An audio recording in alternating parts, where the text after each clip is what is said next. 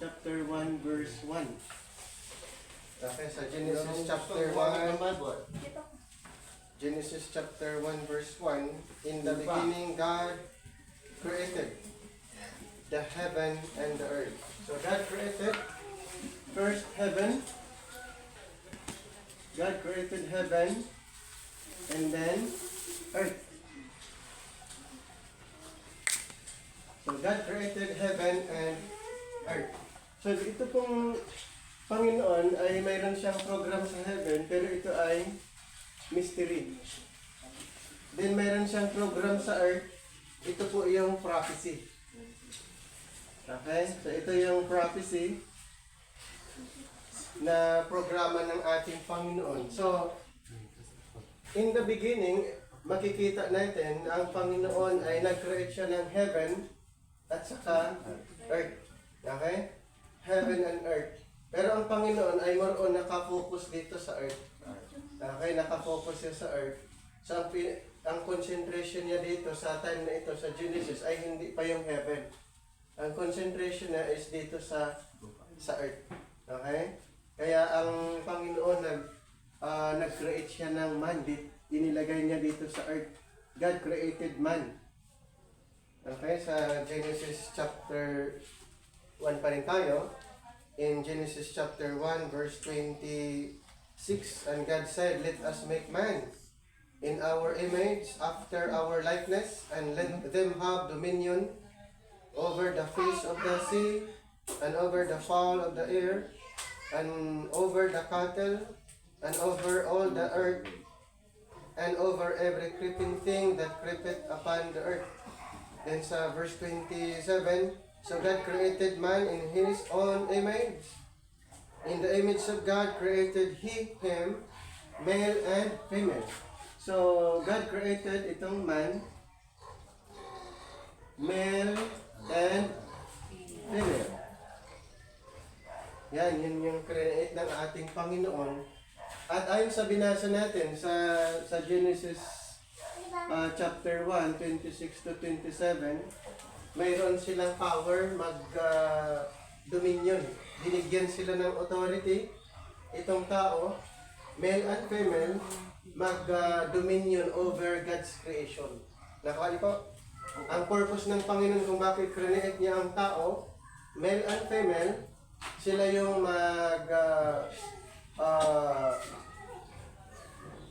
mamahala, sila yung mamahala sa earth. So hindi ito kasama.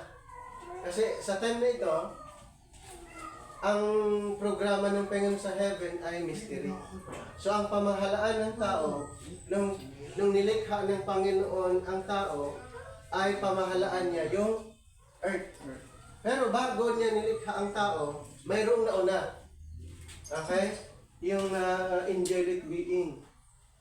Mayroong tinatawag na angelic being. So bago nagiging caretaker ang tao dito sa earth, mayroong angel dyan. At ang tawag si Lucifer. Si Lucifer, ang bago create or nilikha ang tao, si Lucifer yung nauna dyan at siya yung pinagkatiwalaan. Si Lucifer. Okay, na isang anghel. Wala pa yung tao, si Lucifer, yun na yung kaniyang mission. Kaya bumababa siya at umaakyat. Akyat, ano siya? Akyat, baba, akyat, baba. Siya po yung nauna dyan dito po sa earth. Okay, yung earth na ito'y tinatawag Eden. Okay? Si Lucifer, siya po yung nauna bago yung tao ayon sa na-describe sa Ezekiel chapter 28.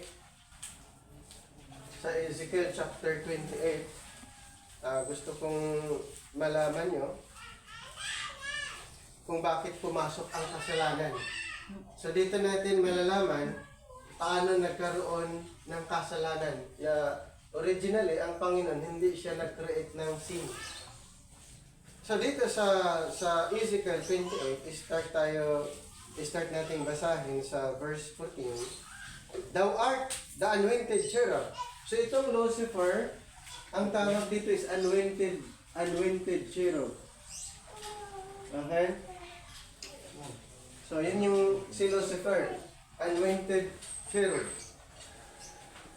So, thou wast upon the holy mountain of God, thou hast walked up and down, and in the midst of the stones of fire, thou wast perfect in thy ways from the day that thou wast created till iniquity was found in thee.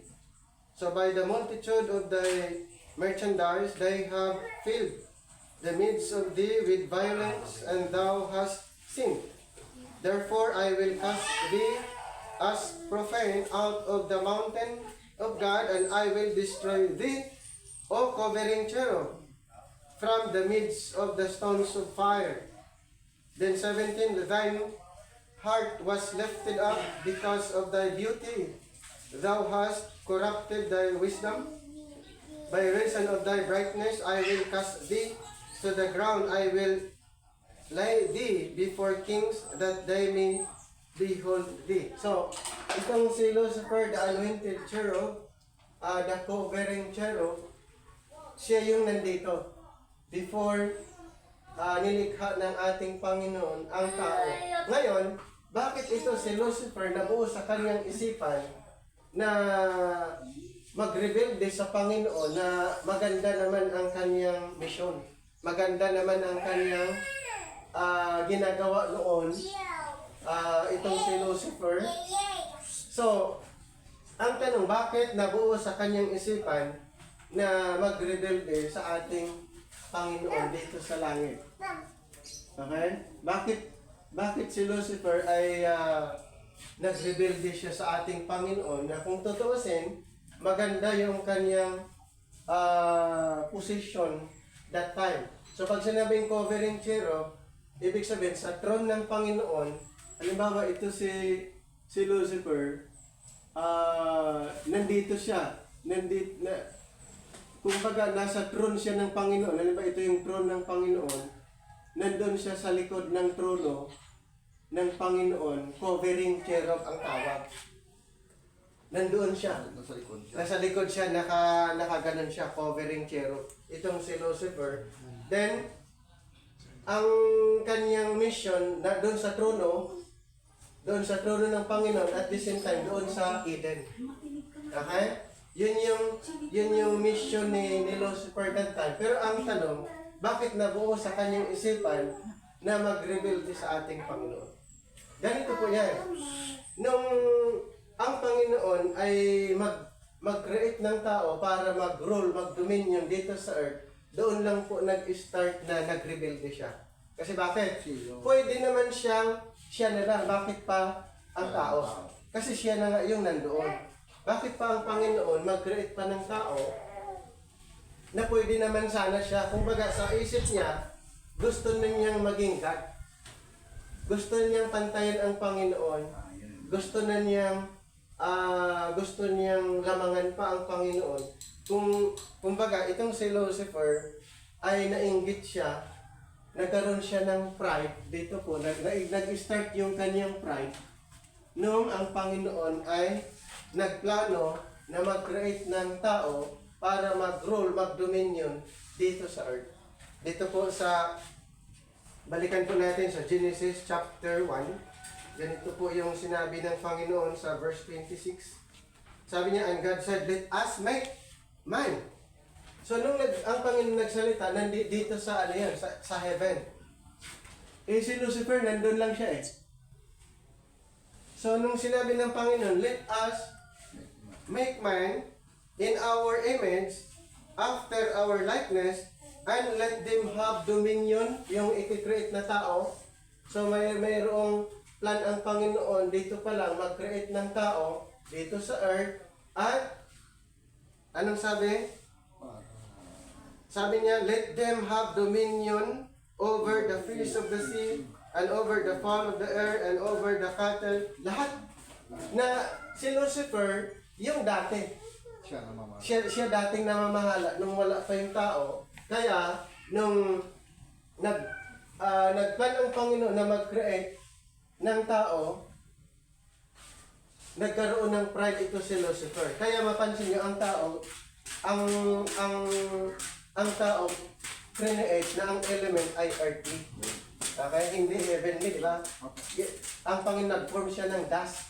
Dito po. Kasi, ang tao, siya yung mag-rule, mag-dominion dito sa creation na ito.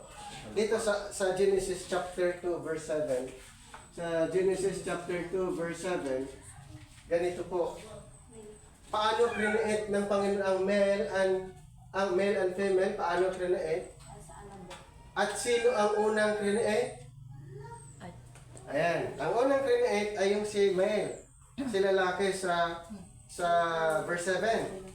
And the Lord God formed man of the dust of the ground and breathed into his nostrils the breath of life, and the man became a living soul. So, yung unang create is ito. Ang element na ginamit is dust. Tama? Itong female create ay hindi sa dust, hindi dust yung element. Ang female ay kinuha dito sa male para magiging female. Dito po sa chapter 2 pa rin para makita niyo po. Dito sa verse 18, and the Lord God said, "It is not good that the man should be alone. I will make him an helpmeet for him." And out of the ground the Lord God formed every beast of the field and every fowl of the air. Ibig sabihin, pati yung mga animals ay galing sa ground. Naka nyo? Ang element ng beast ay yung mga animals at saka yung male ay lahat galing sa ground. Okay, ituloy natin And brought them unto Adam to see that he would call them, and whatsoever Adam called every living creature, that was the name thereof. And Adam gave names to all cattle, and to that fowl of the air. Sinong nagbigay ng pangalan lahat ng mga animals? Si Adam. Kasi siya yung nauna. Yung male dito ay si Adam. Okay? Si Adam. Pag sinasabing Adam is from the dust. Okay? So, verse 20, and Adam gave names to all cattle and to the fowl of the air and to every beast of the field, but for Adam there was not found an helpmeet for him. So sa 21, and the Lord God caused a deep sleep to fall upon Adam, and he slept, and he took one of his ribs, and closed up the flesh instead thereof. Then 22, and the rib which the Lord God had taken from man, made he a woman. So ibig sabihin, itong female ay kinuha sa one of the ribs of Adam. So hindi katulad nung yung pag-create ni Adam na sa dust, and then yung mga animals, itong female ay galing sa one of his ribs. Tama? Ginawang babae. And Adam said, "This is now bone of my bones and flesh of my flesh. She shall be called woman, because she was taken out of man." So ang tawag dito, woman, man, woman. Alright. So, ano ang purpose kung bakit create ng Panginoon ang male and female, man and woman? To what? To taking care of, dito po, caretaker or mag-rule, mag-dominion dito sa earth. At yan po ang nangyari. Itong si Lucifer ay nagkaroon siya ng pride na instead na yung tao ang mag-rule, mag-dominion, nabuo sa kanyang isipan na siya ang mag-take over. Okay? Nakanyo? Siya ang mag-take over kasi doon na nga siya Doon na nga siya. Kung wala pa yung tao, siya yung nag-rule, nag-dominion. Siya yung namamahala nung wala pa ang tao. Pero nung nag-create ang Panginoon ng tao, nabuo sa kanyang isipan na siya na lang. Kaya, dahil sa kanyang pride, itong si Lucifer ay na-kick out dito sa heaven. Nung na-kick out siya dyan, dito na siya nag-focus. Sa lupa. Okay, nag-focus din sa lupa kasi hindi niya pwede doon. Dahil alam niya dito, ngayon itong si Lucifer ay napunta dito, na-kick out dahil sa kanyang pride. Dito po sa Isaiah 14. Isaiah 14, 12 to 14. Basahin lang natin. Isaiah chapter 14 verse 12. How art thou fallen from heaven, O Lucifer, son of the morning? How art thou cut down to the ground, which didst weaken the nations? For thou hast said in thine heart, I will ascend. Ito yung sabi ni Lucifer. I will ascend into heaven. I will exalt my throne above the stars of God. I will sit also upon the mount of the congregation in the sides of the north. I will ascend above the heights of the clouds. I will be like the Most High. Nag-ambition siya na maging God. Nag-ambition siya na mas lamangan niya yung mga angels. Nag-ambition siya na God. Okay, yun na yung kanyang nabuo sa kanyang isipan na gusto niyang magiging God. Okay? Gusto niyang maging God. So, ang nangyari, siya ay na-pick out sa heaven at siya ay napunta dito. Nakanya? Nung nandito siya, ito ngayon ang ginawa niya, nung nandito siya, para masira yung plano ng Panginoon dito sa lupa, ay naghahasik siya ng doubt sa tao. Okay? So, kaya mayroon pong tinatawag Truth and Lie program. So, mayroong truth and then the lie program na nangyari. So, mayroong truth and lie. So, ito po yung truth. Ito po yung truth. God created heaven and earth. Dalawa lang po. Hindi naman talaga nag-create ang Panginoon ng iba pa, maliban lang po dito, heaven and earth. So ito po yung truth program. Bakit mayroong lie program? Ganito po ang nangyari. Itong si Lucifer at later on nagiging Satanas dahil ang kanyang ginawa ay ang pag-rebelde sa Panginoon. Gusto niyang pantayan ang Panginoon, gusto niya yung maging God, at dito niya ginawa. Kaya, sa plano ng Panginoon dito sa earth, kasi ang plano, may plan ang Panginoon dito sa earth, mayroon din siyang plan dito sa heaven. Ngayon, ang nangyari, itong si Satan na na-kick out, mayroon siyang inihasik na program, ito yung lie. Paano i-identify ang lie doon sa truth? Ganito po ang nangyari. ang Panginoong Diyos nagbigay ng instruction kay Adam. So mayroong instruction ang Panginoon kay Adam. Ito po yung instruction. Balikan lang po natin ang instruction niya. Dito sa chapter 2, verse 16 and 17, and the Lord God commanded the man, saying, of every tree of the garden thou mayest freely eat, but of the tree of the knowledge of good and evil thou shalt not eat of it. For in the days that thou eatest thereof, thou shalt surely die.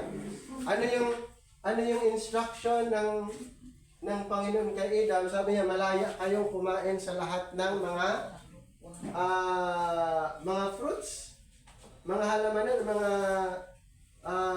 fruits and vegetables, lahat malaya kayong kumain doon, pero maliban sa isa. Mayroon siyang pinagbabawal. Sinabi ng Panginoon kay Adam yung instruction dito sa verse, di ba, sa verse 17, sabi na, but of the tree of the knowledge of good and evil thou shalt not eat of it, for in the day that thou eatest thereof thou shalt surely die. So kung i-violate ni Adam Kumbaga si Adam pa yung kausap, hindi pa nilikha yung male, ay female. Ang nilikha yung male. So nung nagbigay ang Panginoon ng instruction, yung si Adam lang, hindi kasama si Eve. Hindi pa siya na, tingnan niyo sa verse 17, hindi pa siya na-create kasi na-create siya sa verse sa verse 20. So sa verse 17, ang Panginoon nagbigay ng instruction kay Adam, hindi kasama si female, si Eve. Hindi pa kasama nung ibinigay ang instruction, wala pa siya, tama? So, malinaw yung instruction na ibinigay ng Panginoon kay Adam. Mayroong pinagbabawal ang Panginoon kay Adam, bunga ng isang punong kahoy na hindi pwedeng kainin. Okay? Malinaw? Mayroong pinagbabawal ang Panginoon. Ibinigay yung instruction kay Adam na bawal kainin yung bunga ng isang punong kahoy. At ang punong kahoy na yon, yung the tree of knowledge of good and evil. The knowledge of good and evil. Kaya, thou shalt not eat of it, for in the day that thou eatest thereof, thou shalt surely die. Thou shalt surely die. So, mamamatay siya kung kakainin yon. Pero ganito po ang nangyari. Ang life program, ito'y inintroduce hindi kay Adam. Ang life program inintroduce doon kay Eve. Doon kay Eve. Okay? Itong life program, magaling si Satan. Ang life program, hindi niya inintroduce kay Adam. Bakit? Si Adam, very clear yung instruction ng Panginoon. Itong si Eve, hindi niya alam, narinig ang instruction ng Panginoon kung anong sinasabi ni Adan. Kaya ang ginawa ni Satan ay doon siya kay Eve transaction. Okay? Doon siya nakipag-transact dito sa chapter 3. Dito sa chapter 3, verse 1 to 6. Ito po yung kanilang conversation. Now, the serpent was more subtle than any beast of the field which the Lord God had made. And he said unto the woman, sabi niya, itong serpent, tinatawag siyang serpent, di ba? Ito tinatawag siyang serpent. Itong serpent na na-mention at Satan, isa lang. Paano natin malaman? Basahin lang natin saglit yung Book of Revelation 20. Book of Revelation 20. Verse 1 and 2. And I saw 20. Verse 1 and 2. And I saw an angel come down from heaven, having the key of the bottomless pit and a great chain in his hand. And he laid on the dragon, the old serpent. Ito po yan, the old serpent. The old serpent, which is the devil and Satan. So ito lang din po yan. So yung serpent na na-mention sa Genesis, chapter 3, 1 to 6, ay sino? Si Satanas. Sino ang kinausap ni Satanas para introduce yung kanyang lie? Si Eve. Ito po yung sabi niya, now the serpent was more subtle than any beast of the field which the Lord God had made, and he said unto the woman, ye hath God said, ye shall not eat of every tree of the garden. Anong sabi niya? Question ni Satan kay Eve, totoo ba na sinabi sa'yo? Totoo ba na sinasabi sa'yo na bawal kumain sa bunga ng punong kahoy na ito? Matindi na tanong yun. Pag sinasabi, totoo ba na sinasabi sa'yo? Hindi naman siya sa kanya sinabi ang instruction kay Adan, di ba? Sinabi ni Satanas kay Eve, totoo ba na sinasabi sa'yo? Hindi naman niya narinig yun sa Panginoon. Narinig lang niya kay Adan. So dito, ito ang nangyari. nung sinasabi ni Satanas, totoo ba na sinabi sa'yo ng Diyos na bawal kumain sa bunga ng punong kahoy na ito na nasa halamanan? Sagot ng babae sa number 2, and the woman said unto the serpent. So sabi ni Eve doon kay Satanas, we may eat of the fruits of the trees of the garden, but of the fruit of the tree which is in the midst of the garden, God hath said, ye shall not eat of it, neither shall ye touch it, lest ye die. Ang tanong, mayroon ba yung word na touch? Yung sa instruction ng Panginoon kay Adam? Balikan natin sa verse 17. But of the tree of the knowledge of good and evil, thou shalt not eat of it, for in the day that thou eatest thereof, thou shalt surely die. Wala yung word na touch. Wala po. So, itong si Eve, meron siyang naidagdag. Yung word na touch. Okay, yung word na touch. Sa instruction ng Panginoon, wala naman yung word na touch. Yung sinabi niya naman kay Adam sa Genesis chapter 2 verse 16-17, wala yung word na touch. So nagkaroon ng additional. Yun po ay lie. Kung anong mga katotohanan na may dagdag, ang tawag lie. Nakuha niyo?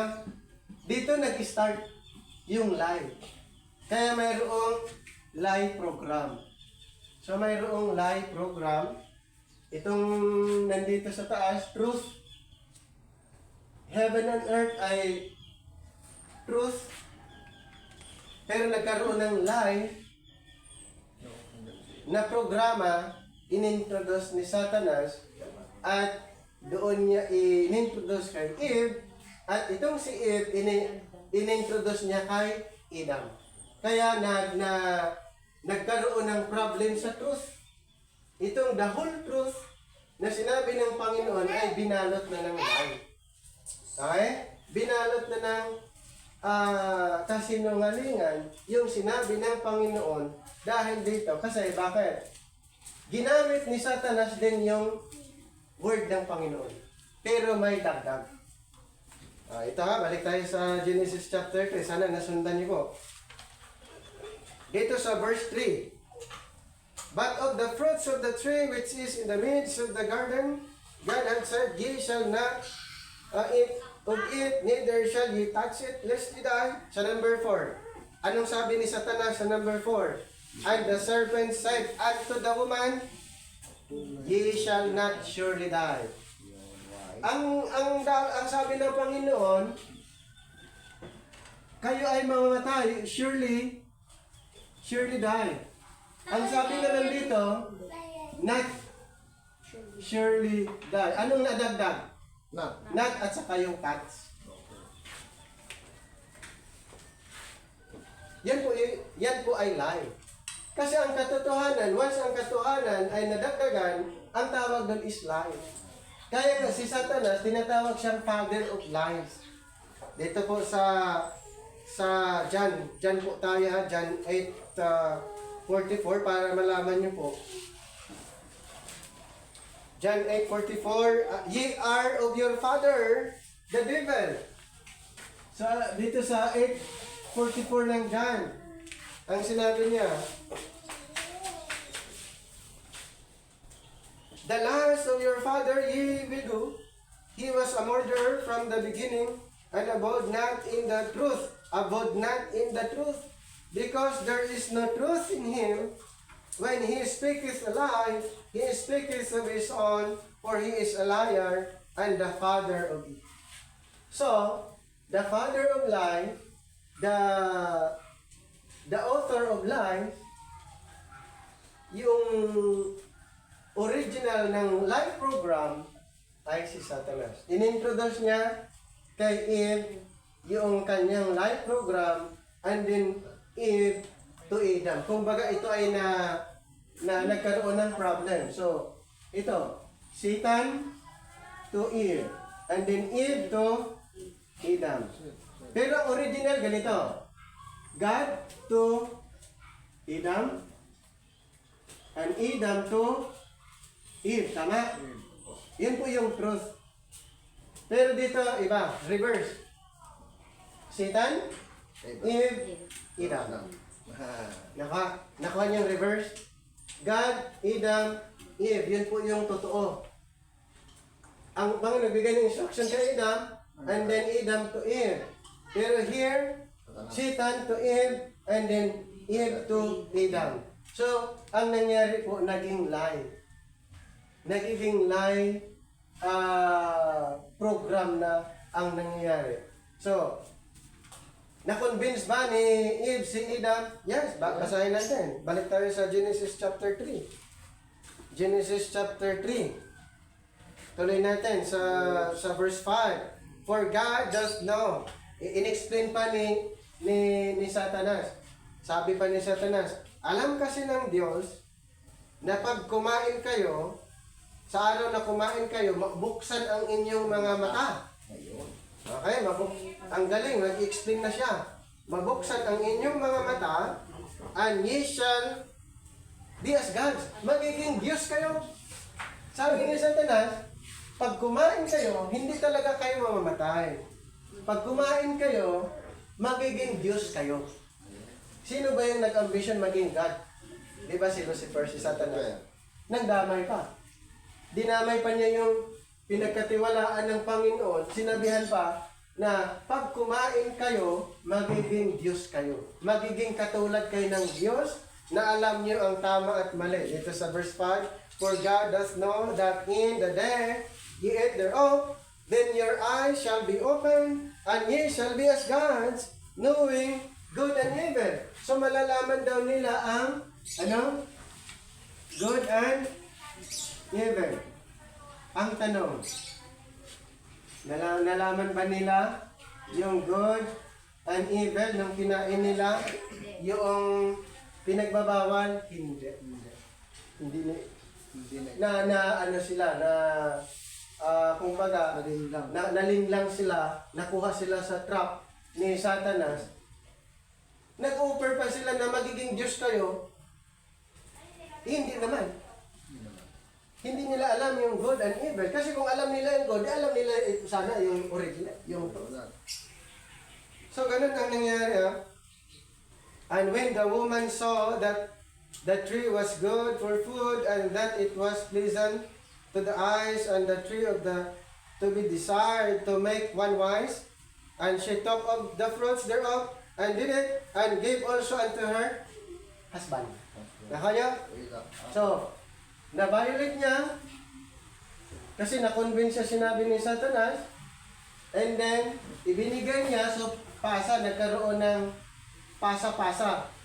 Ang tanong, sila ba ay kinalulugdan ng Panginoon sa kanilang ginawa? Hindi. Kaya dito po nagkakaroon ng problem. Nagkakaroon po ng, sa ginawa nila, nagkaroon ng problem. Malaking problema. Malaking problema po. Hindi na nangyari na sila mag-rule, mag-dominion over the creation of God.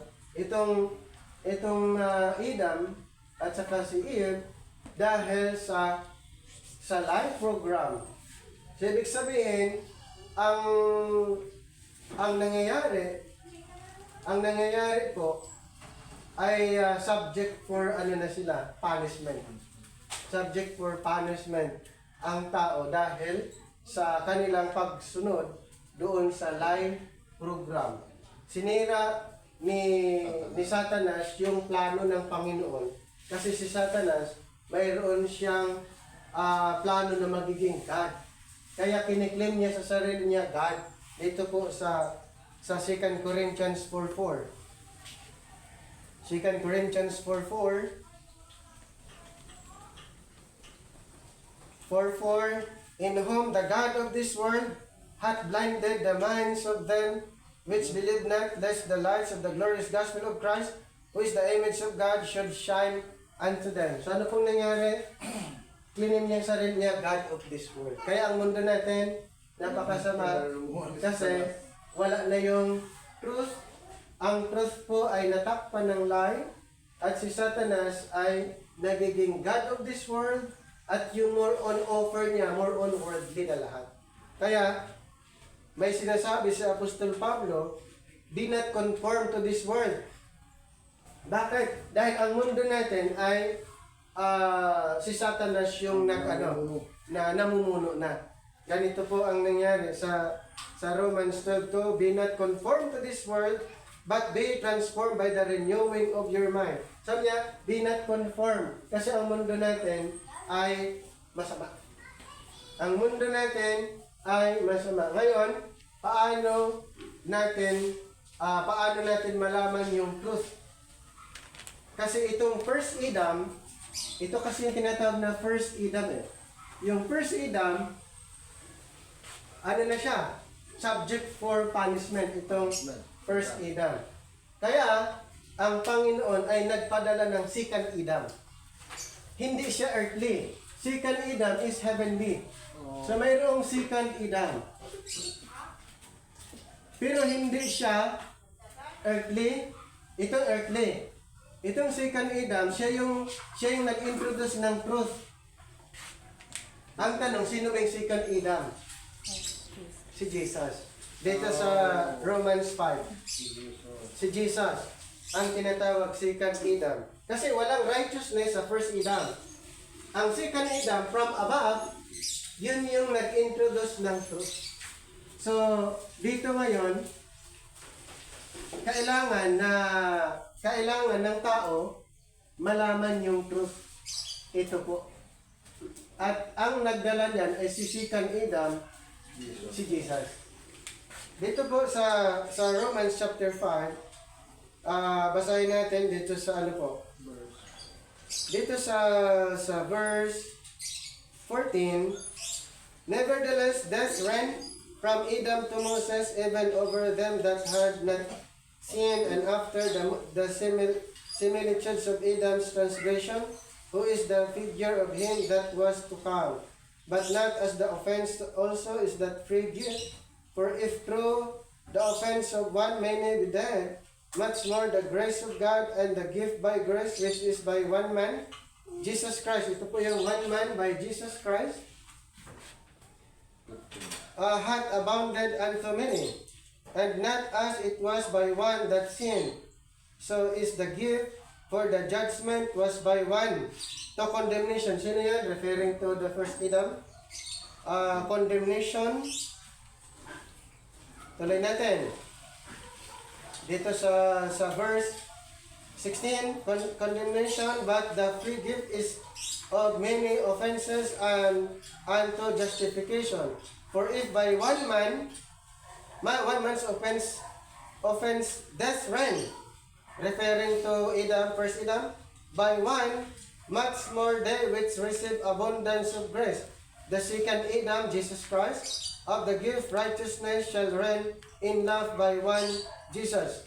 Then sa 18, therefore as by the offense of one, judgment came upon all men, to condemnation, even so that righteousness of one, the free gift, came upon all men unto justification. Pagdating dito sa 19, for us by one man, man's obedient, referring to the first Adam, many were made sinners. So by the offense, the obedience of one, or the second Adam, Jesus Christ, shall many be made righteous. So, dito po, makikita natin ngayon, itong si Jesus Christ, siya yung nag-introduce ng truth, dahil itong first Adam, ang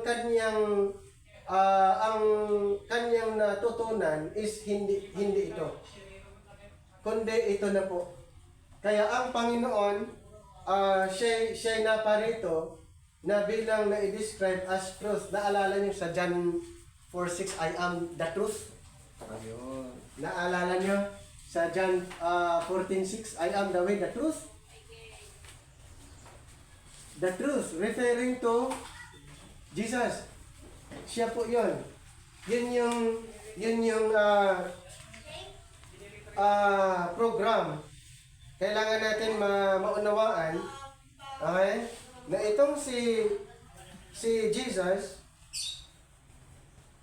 ang purpose niya to introduce, ano pong introduce niya? Yung truth. Okay? Yung truth ang inintroduce niya. Kaya kailangan natin yung tawag doon, yung maunawaan natin ang mga bagay na ito para mas lalo nating maunawaan yung na-mention. Okay? Anong nangyari doon kay Adam? Yung first Adam, nagkaroon ng diluted, nagkakaroon ng problem, yung katotohanan ay hindi na niya totally naunawaan. Kaya here comes Jesus, inintroduce yung truth dito sa tao. Okay? Kaya sabi niya, I am the way and the truth. Mayroon pa sinabi sa John 1:17 to prove na siya yung truth. John 1:17, for the law was given by Moses, but grace and truth came by Jesus Christ. Nakuha niyo po kung bakit kailangan na iligtas ng Panginoon ang tao.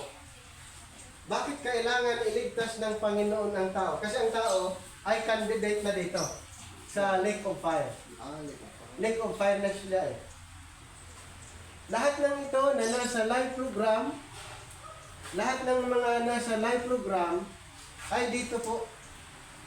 Candidate po dyan. Kaya, ang Panginoon ay inirescue niya sa pamagitan ng ating Panginoong Hesus ang tao. Okay? Inirescue niya dahil ang tao ay create ayon sa wangis. Nakanya? Kaya inirescue ng Panginoon yung tao dito sa kapahamakan. Kasi itong live program ni Satanas, kapahamakan yung dudo. So ang Panginoon nag-create ng panibagong lugar. Instead na ang create niya, ito lang. Heaven and earth, tama? Ang create ng Panginoon, heaven and earth lang. Hindi ito niya create. Pero nung nagkaroon ng problem, nagkaroon ng kasalanan, nagkaroon ng sin, okay, ito yung problem, nagkaroon ng sin, ano po ang nangyari? Nag-create ang Panginoon ng lake of fire. Para sa lahat ng mga makasalanan, ito ay create. Dapat, ang lake of fire, create para kay Satanas. Ito ha, Matthew 25. Matthew 25. Nasundan niyo po? Nasundan niyo? Kasi mahalaga na maunawaan natin kung bakit natin kailangan ang Panginoong Hesus.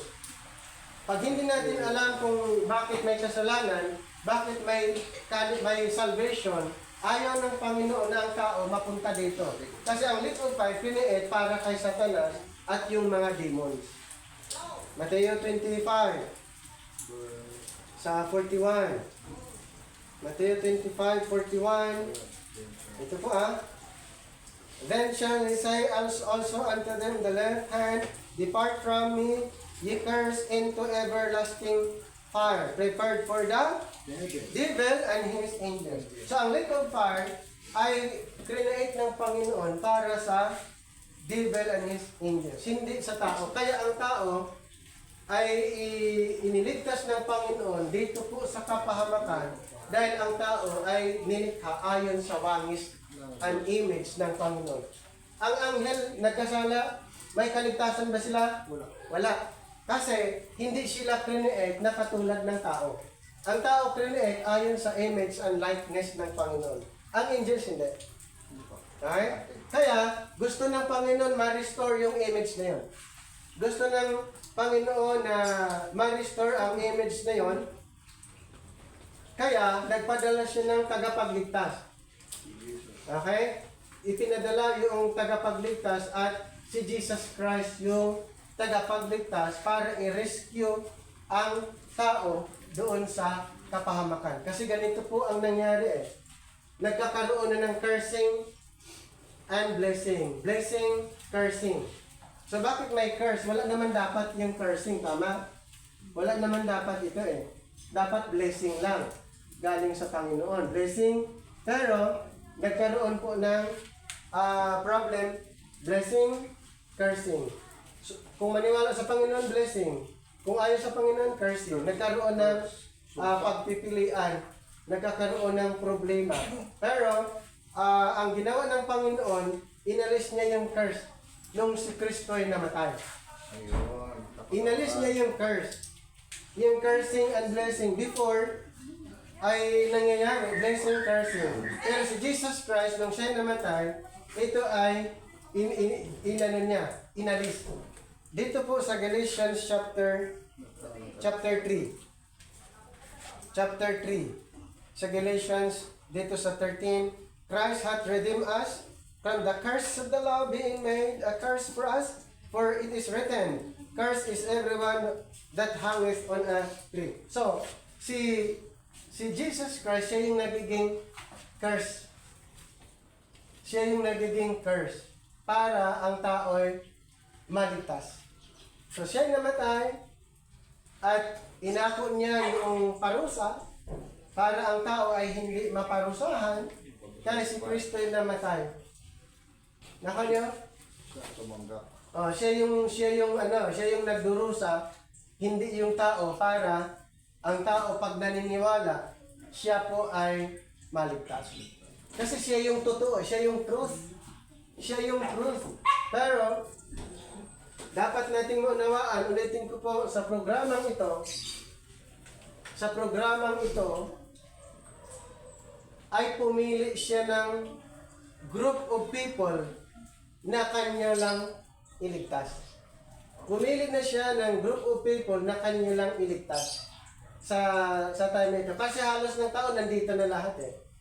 Lahat ng bansa, nations, ay nandito na lahat eh. So, galing sa maraming nation, ang pumili ng isang nasyon. Pumili lang siya ng isang nasyon. At yung nation na yan ay ang Israel.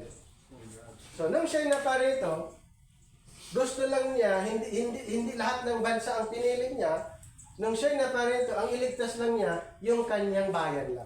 Yung kanyang bayang pinili. Yung bayang Israel, ang kanyang iligtas. So, nung siya nandito, nung hindi pa siya namatay, inintroduce niya ang truth sa bayang Israel. Ang tanong, ang bayang Israel ba totally naniniwala? Hindi, pinatay nila ang Panginoon. Pinatay nila ang Panginoon. Kaya, nagkaroon ng changes sa program. So, yung earthly program na ito ay temporary naputol. So, ang ginawa ng Panginoon dahil inireject ng Israel yung offer, itong programa na ito na mystery ay inopen ng Panginoon. So, yung earthly, temporary na nag-stop. So, ang Panginoon nag-open ng panibago at in-offer niya sa lahat. Kumbaga, Israel at saka Israel at saka Gentiles. Pero yung programa ay hindi na patungkol sa earth. Ang programa patungkol na sa langit. Kaya, ang nangyari po, ang truth na ini-introduce dito, hindi na truth tungkol sa paghahari ng Panginoon sa bayang Israel, hindi na tungkol sa truth na ang tao yung mag-rule, mag-dominion dito sa lupain ito. Hindi na. Ang ginawa ng Panginoon, ibinuksan niya ito, yung programang ito, na ang katotohanan is more on heavenly. Okay? Truth concerning heaven. So lahat ng maniniwala, maging Israel and Gentiles, maniniwala saan? Sa gospel of grace. Maniniwala sa gospel of the grace of God, yung ginawa ni Kristo sa cross, dapat paniniwalaan ng tao, maging Israel and Gentiles, and then lahat ng naniniwala pupunta sa langit. Ang kanilang citizenship sa langit na. Heaven. Okay? Sa langit na. Ngayon, paano yung hindi naniniwala dito sa gospel na ito? Sa baba. Babagsak naman sila dito Ayun. sa lake of fire. Okay? Ganun po ang mangyayari. So, ang citizenship ng mga nanampalataya ngayon ay sa langit na. Hindi na dito, hindi sa lupa. At itong life program, mag-end lang po pag si Satanas nandito na. Pag si Satan ay nandiyan na, Parusahan lang. ang life program, ito po, tapos na. Tapos na ang lahat. Hindi na siya pwedeng mang-deceive. Hindi siya pwedeng mang-deceive. Kaya ngayon, habang si Satanas ay wala pa siya doon, ang ginagawa niya, yung mga believers dito ay Sinisira. ano siya, gumagawa siya ng yung panlilin lang itong si Satanas sa time na ito. Kasi nga, siya ay yung na-describe as God of this world. Ang ginagawa niya, binubulag yung isip ng tao. Balikan natin sa 2 Corinthians chapter 4. Dito sa verse 4, in whom the God of this world hath blinded the minds of them which believe not, lest the light of the glorious gospel of Christ, who is the image of God, should shine unto them. Anong ginagawa ng God of this world? Binubulag yung isip ng tao. Pag nabulag yung isip ng tao, alam pa ba niyang tama o mali? Wala na. Katulad yung nangyari kay Eve at Adam, hindi na nila alam. Pag ang isipan ay nabulag na, binulag ni Satanas, katulad ni Eve at ni Adam, hindi nila alam yung tama at saka mali. Ganun lang din po sa panahon natin ngayon. Kaya, kailangan nating paniwalaan ang ebanghelyo na ginawa ni Kristo sa cross para tayo ay pupunta sa langit. Ang gospel na dapat nating paniniwalaan para ang tao hindi pupunta dito ay ang gospel of the grace of God. Basahin lang natin sa Ephesians chapter 2. Ephesians chapter 2 verse 8 and 9. 8 and 9, for by grace are ye saved, through faith, and that not of yourselves, it is the gift of God, not of works, lest any man should boast. So, for by grace, you are saved. Through faith in Christ's finished work. So, ang paniniwalaan natin ngayon, para ang tao pupunta doon sa langit, ay yung maniwala sa ginawa na ni Kristo. Ayan. Okay? Ang tao ay hindi na siya pupunta doon. Pupunta na siya doon sa langit. Opo. At ang kanyang kaisipan ay hindi na corrupted. Ang kanyang kaisipan ay katulad na ng kaisipan ni Kristo. Nating maunawaan ang mga bagay na ito. Ang tanong, papaano pupunta ang tao sa langit? Sa pamagitan ng rapture or caught up. Ibig sabihin, may bilang lang po ito mga kapatid. May bilang lang po ito. Pag nakumplito, nabuo yung bilang na pupunta sa langit, ang programang ito pupunta na lahat doon. Wala na. Pupunta na doon sa langit. Dito sa Romans 11:25. Romans 11:25, for I would not, brethren, that ye should be ignorant of this mystery, lest ye should be wise in your own conscience, that blindness in part is happened to Israel until the fullness of the Gentiles be coming. Pag nakumplito ng bilang ng mga Hintal na naniniwala sa ating Panginoon, pupunta na sa langit. Ngayon, yung programa ng Earth, di ba nag-stop temporary? Ito tuloy po. So pag ito ay pumunta na doon sa langit, yung earthly program, Tuloy na. tuloy. Yung 1,000 years. Okay, dito na. Kaya ang Panginoon, babalik siya, mag-ahari 1,000 years, Okay. pagharian niya yung Israel kasi yan yung pangako. Okay? Babalik siya, mag-ahari 1,000 years sa Israel kasi yun na yung pangako eh. Di ba iligtas niya ang kanyang bayan? Bayan. Ayon dito sa Mateo 1:21. Mateo chapter 1:21, ang ililigtas niya yung kanyang bayan, ang bayang Israel. Pero hindi nga siya tinanggihan siya, pero hindi ibig sabihin ng tinanggihan siya ay hindi sila balikan ng Panginoon. Babalikan sila ng Panginoon, pinili sila eh. Dito sa Mateo 1:21, and she shall bring forth a son, and thou shalt call his name Jesus, for he shall save his on people from their sins. Yung kanyang bayan, ang bayang Israel. Kaya siya naparito upang iligtas ang bayang Israel. Dagdagan natin sa 15:24 ng Mateo. 15:24 ng Mateo. Sabi niya, but he answered, sabi ng ating Panginoon, I am not sent but unto the lost sheep of the house of Israel. Naparito ang Panginoon, iligtas ang bayang Israel. Tinanggihan siya, pinatay. Ang Panginoon, binuksan yung isa pang programa na programa para sa lahat, na kung paniniwala yung kanyang ginawa, lahat pupunta sa langit.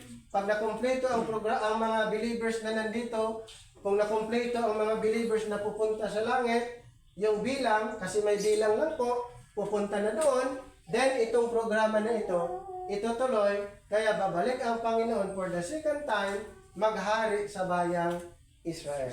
So nandito pa tayo sa panahon ito, na kung saan ang pinag-uusapan ay heaven. Itong programang ito. Okay? Hindi ito. Kasi ito ay nag-stop temporary nung mayroon ito na programa. Kanino ipinagkatiwala ito? Kay Pablo. Kay Pablo ipinagkatiwala dito sa Romans 16:25. Romans 16:25. Now to him that is empowered to establish you according to my gospel and the preaching of Jesus Christ, according to the revelation of the mystery, revelation of the mystery, revelation of the mystery, which was kept secret since the world began, kept secret since the world began, and now revealed to and through Paul. Another verse na kay Pablo inireveal dito sa Ephesians chapter 3, 1-3. Sa kanya inireveal yung mystery program. Sa kanya inireveal ang heavenly program. Verse 1, for this cause I, Paul, the prisoner of Jesus Christ, for you Gentiles, if ye have heard of the dispensation of the grace of God, which was given to you, how that by revelation he made known unto me the mystery. He made known unto me the mystery. Si Apostle Paul. So sa kanya inireveal ang mystery program at good news para sa ating mga kapatid. Bakit? Ang ating destination sa langit. Na dati dito sana. Dahil lahat tayo ay nasa kamay na ni Satanas. Halos lahat ng tao ay nasa live program.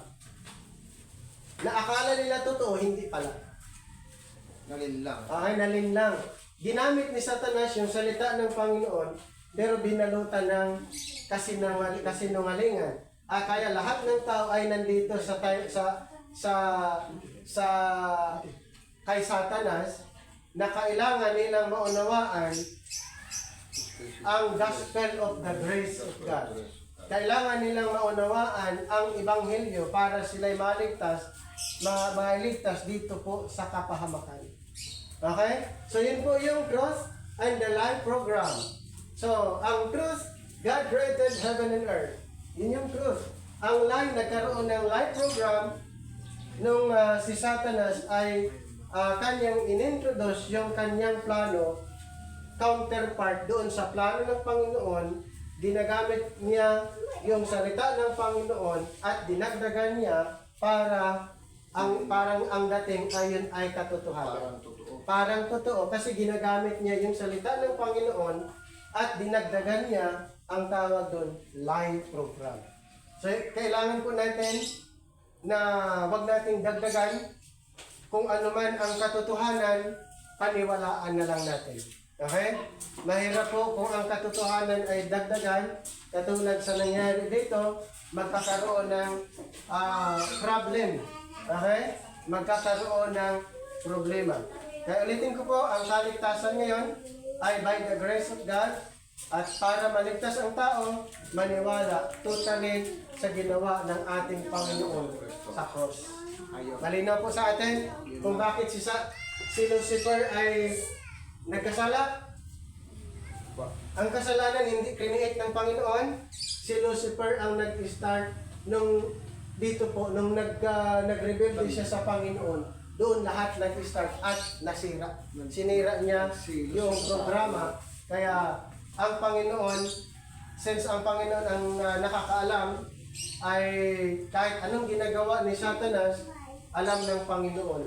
Kaya ito po yung programa. Si Satanas ay hindi po mananalo dahil sa dulo, si Satanas ay itatapon sa lake of fire. Dito sa Revelation 20 verse 7 to 10. And when 1,000 years are expired, Satan will be loosed out of his prison and shall go out to deceive the nations which are in the four quarters of the earth, Gog and Magog, to gather them together to battle, the number of whom is as the sand of the sea.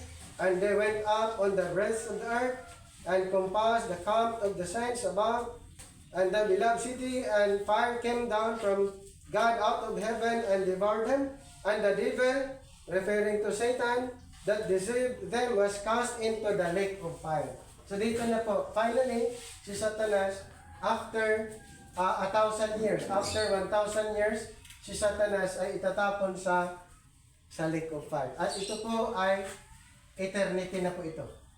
Eternity. Forever. Yes, forever.